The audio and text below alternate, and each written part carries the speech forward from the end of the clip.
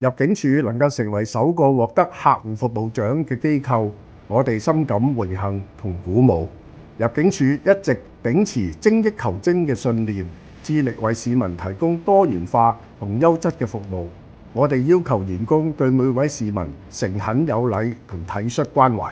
我哋亦會認真聽取市民嘅意見，積極提升服務質素，務求切合市民嘅期望。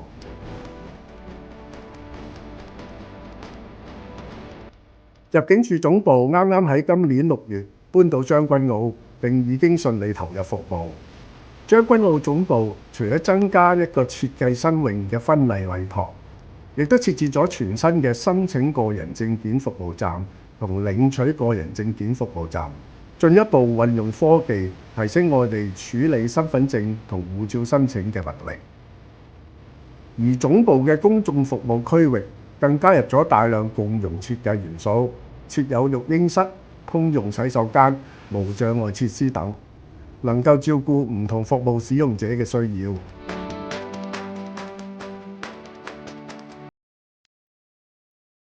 秘訣就講唔上，不過為咗促進卓越服務質素，我哋喺2019年成立咗服務質素科，銳意提升服務質素同埋強化各項服務嘅品質管理。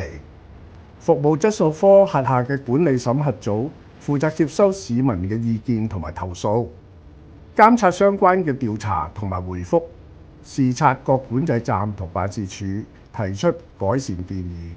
組別喺2021年首度獲得質量管理標準以及質量管理顧客滿意度認證。我哋喺2023年亦都繼續獲得相關嘅認證。特別感謝申訴專員公署頒呢個獎俾我哋，呢個係對入境處嘅一個肯定。